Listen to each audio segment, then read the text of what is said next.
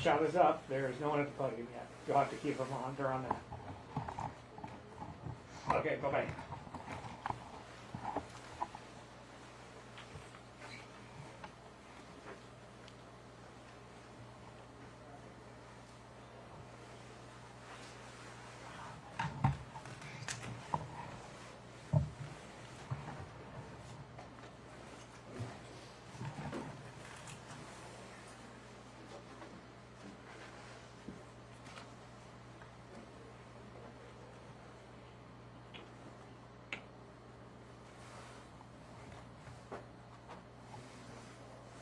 Yeah, they said 5 minutes ago, 3 minutes ago, Jeremy. Did you hear me?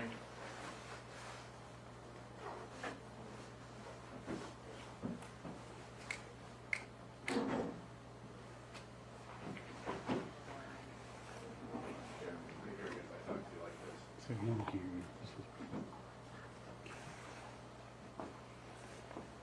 They said 5 minutes ago, or 5 minutes away, about 4 minutes ago.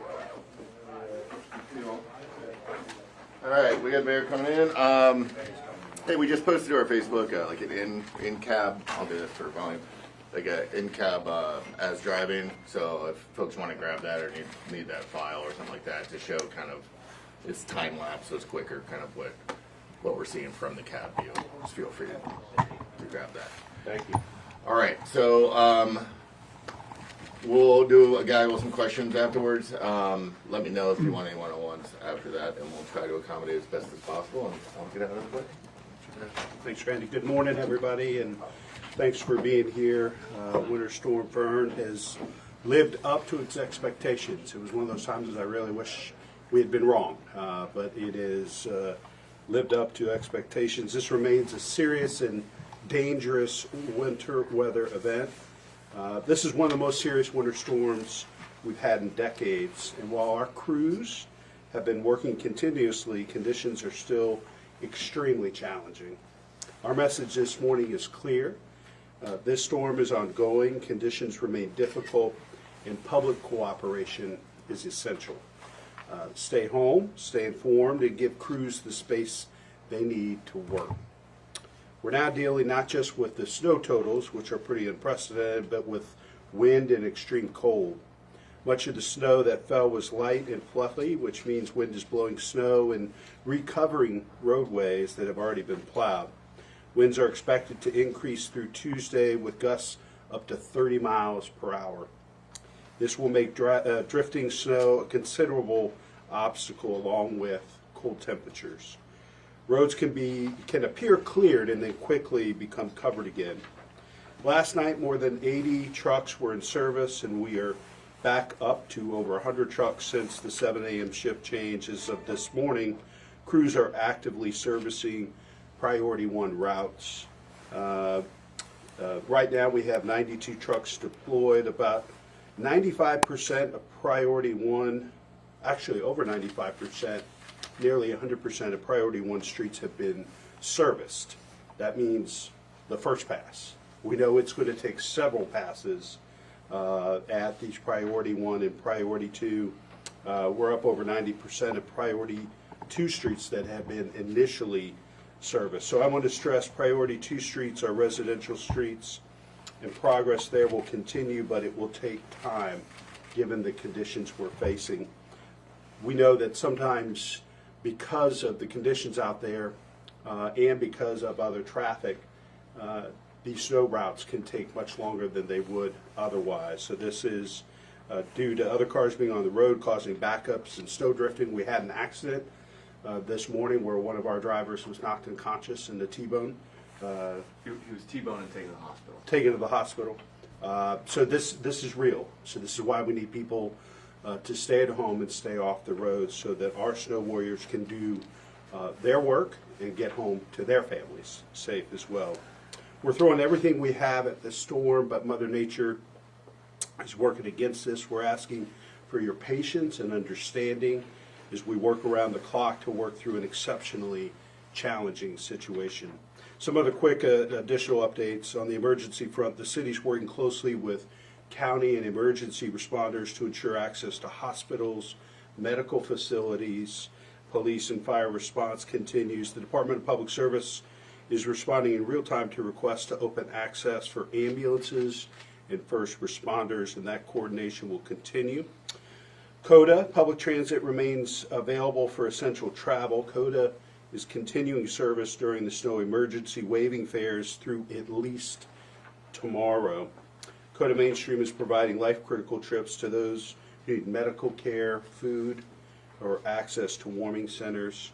And while the buses are running, riders should expect delays.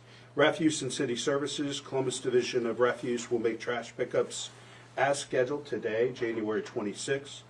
Rumpke will be one day behind this week on its rescheduled recycling and yard waste collection routes for Columbus residents.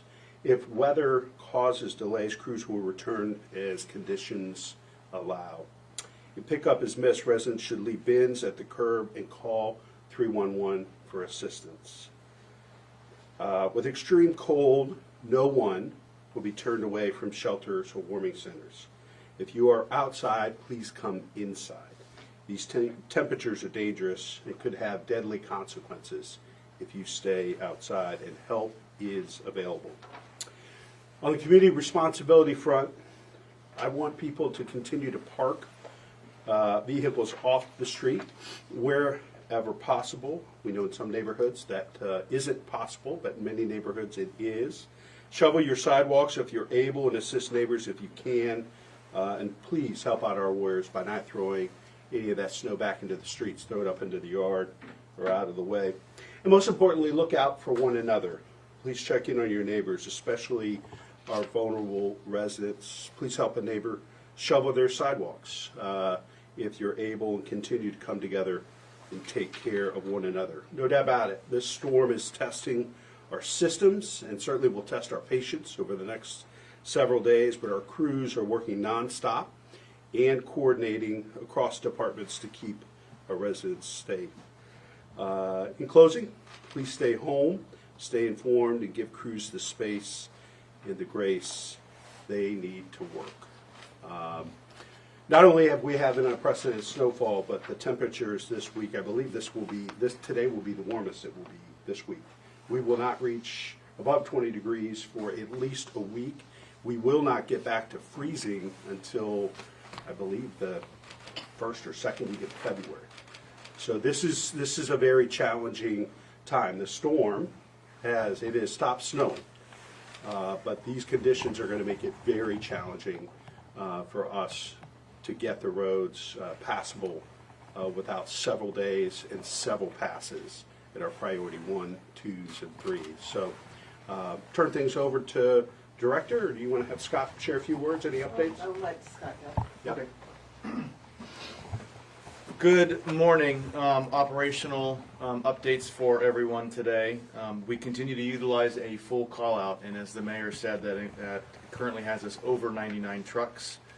We have serviced 99% of our priority 1 arterial roadways, and as indicated, we have been on over 90% of our priority 2 collector streets. Now, these collector streets are the ones that feed into the neighborhoods. Also, as indicated, that's since the start of the event. So particularly for these priority 2 collectors, we may have serviced them at 2 a.m. Sunday morning, 6 a.m. Sunday morning, and obviously it continued to snow for a number of hours. So many of them are still needing additional service, and we will be back to ultimately service all of those priority 2 roadways as a part of our service plan. Right now, we are continuing to focus the majority of our crews on our priority 1 arterial roadways, the major roadways that carry the most volumes and highest speeds of traffic. We do have a number of crews that are working those priority 2 collector streets. We have also slowly started to break into some of our priority 3 local roadways as well. Right now, we've been on just about 10% of those streets. That local network totals over 2,200 miles alone. So we still have a long way to go. As mentioned, the extreme cold and windy conditions over the wind, particularly over the next 24 to 36 hours, and the long-term cold absolutely hamper our efforts. It reduces the effectiveness of our materials. It requires more and more passes and more material and effort to ultimately get the snow to break free from the road so that we can plow it off. Our priority 1 roadways are starting to become passable as a result of our efforts. Please continue to pay attention to the sheriff's snow emergency levels. We are coordinating with Sheriff Baldwin and providing him feedback so that he can make the best decision for our community in regards to what the appropriate snow emergency level is at that time. We anticipate that over the next 12 to 24 hours, the vast majority, if not all, of our priority 1 streets will become fully passable. This is not perfect. They will not be perfect for a number of days, in part because of the extreme cold, the wind. There's a chance for additional flurries or light snow showers in the coming days that would also require us to have to continue to service those priority 1 roadways.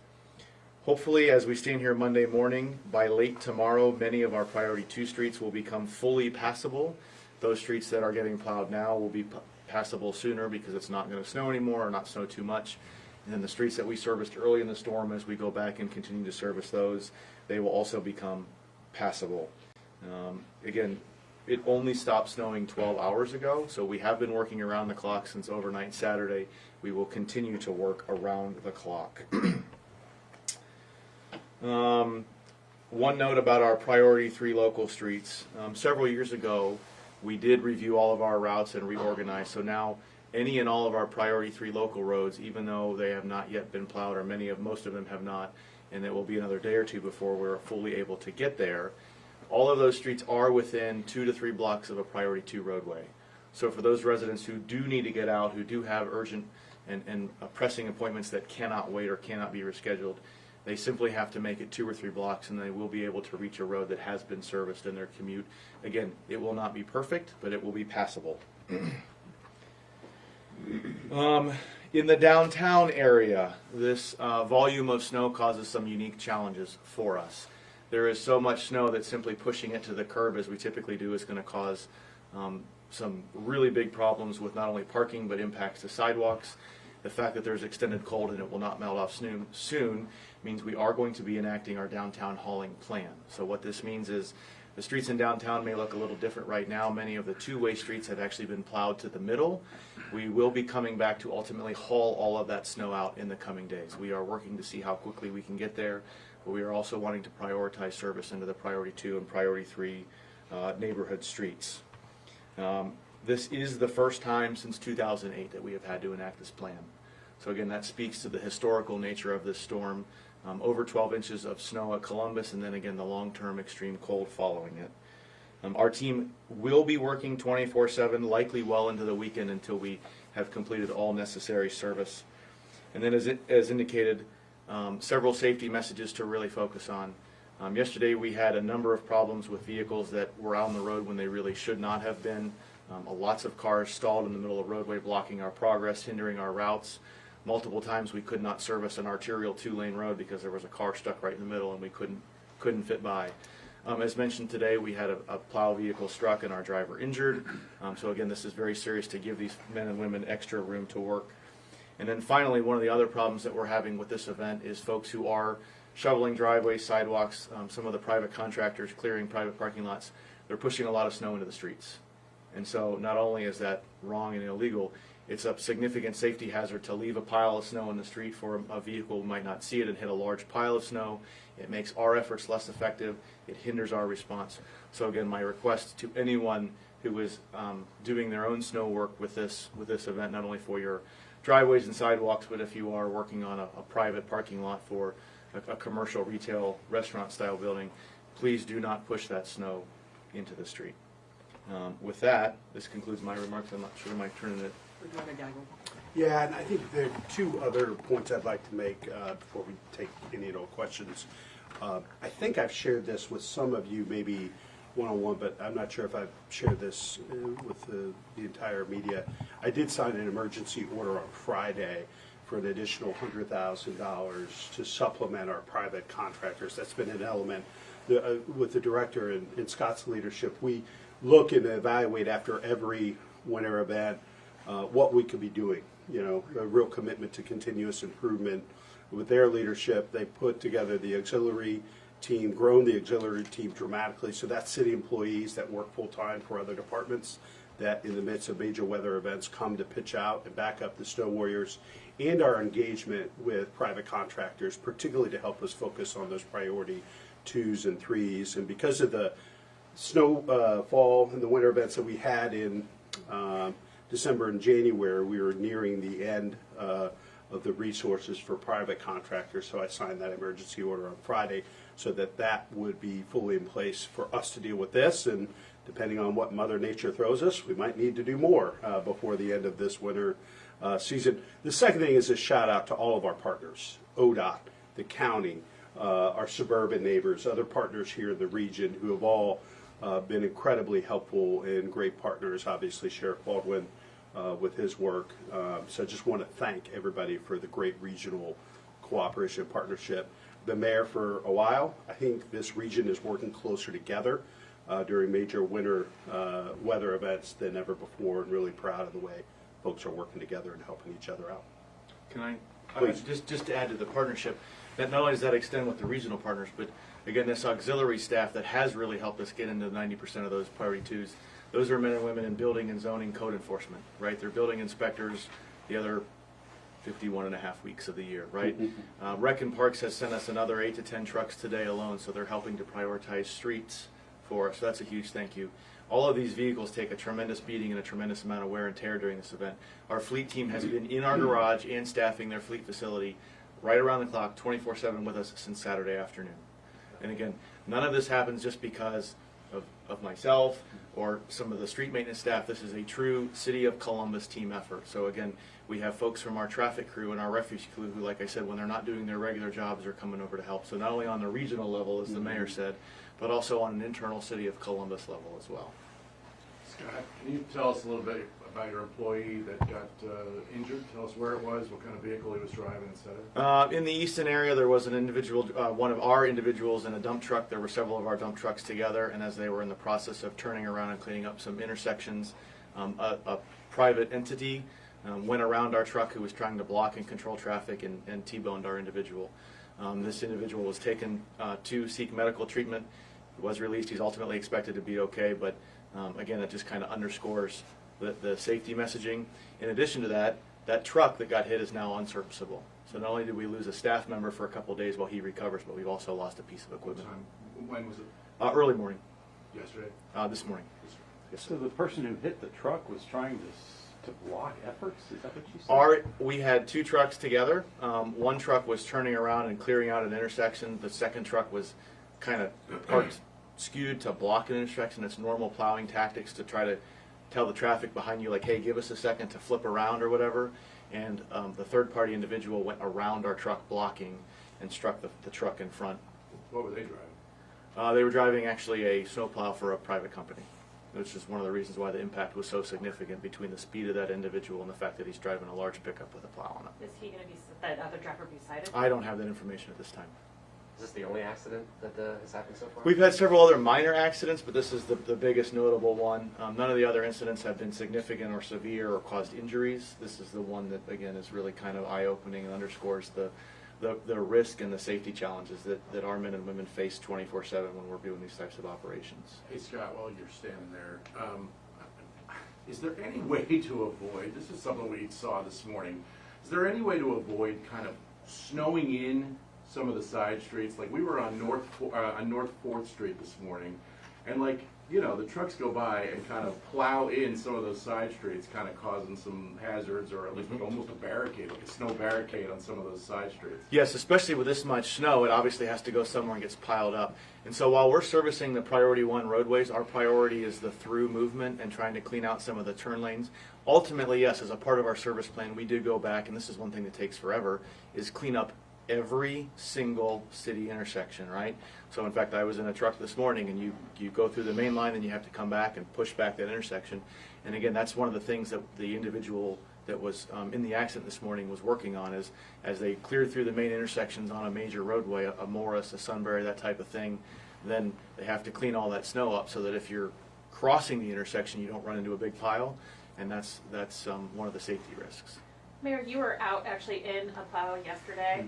Can you kind of give us, from your point of view, how the roads looked? Still very dangerous, you know, and that's why the sheriff made the unprecedented move and declare a level 3 emergency. And so I think, you know, folks should make plans to stay home.